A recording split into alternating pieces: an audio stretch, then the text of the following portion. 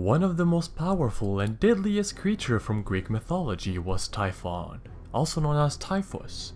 Today, we're exploring the origins and myths surrounding this terrifying being.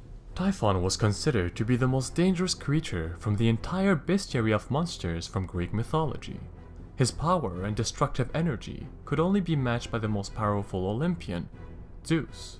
He was known as the father of all monsters. He was married to Echidna, and together, they had some of the most terrifying creatures from Greek mythology, such as Cerberus, the Nemean lion, the Chimera, and the Hydra.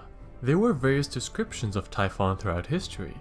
Most of the time, he was described as a massive fire-breathing dragon, or a winged giant that was so huge that his head could touch the stars. From the head to the waist, he was shaped like a human, and in place of his legs, he had two giant coiled voracious snakes. In Hesiod's Theogony, the Greek poet described Typhon as terrible, outrageous, lawless, and extremely powerful. Here's an extract from the poem describing the nature of Typhon. From his shoulders grew 100 heads of a snake, a fearful dragon with dark flickering tongues, and from under the brows of his eyes, in his marvelous heads flashed fire, and fire burned from his heads as he glared. And there were voices in all his dreadful heads which uttered every kind of sound unspeakable. Typhon was the last son of Gaia, the goddess of the earth, and Tartarus, a primordial god that symbolized a place even below hell where the worst monsters and criminals were banished and imprisoned.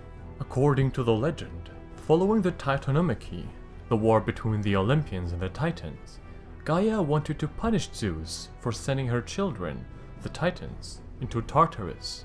To do so, she created Typhon. During their first encounter, Typhon was able to easily repel the Olympians and to tear up Zeus's tendons, forcing him to retreat.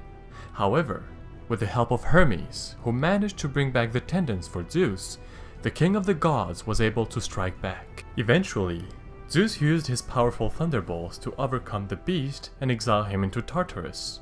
However, according to another legend, after weakening him with the thunderbolts, Zeus threw Mount Etna on top of Typhon, which buried him. Sometimes, when the volcano is in activity, some say that it is due to Typhon's rage pouring out from the depths of the earth. Typhon had a very important role in Greek mythology.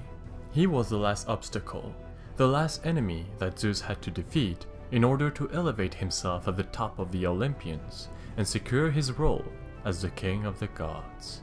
So that concludes today's video. Thank you everyone for watching. I hope you enjoyed the video, and I invite you to subscribe if you did for more mythological content from cultures all around the world. Thanks again, and see you next time.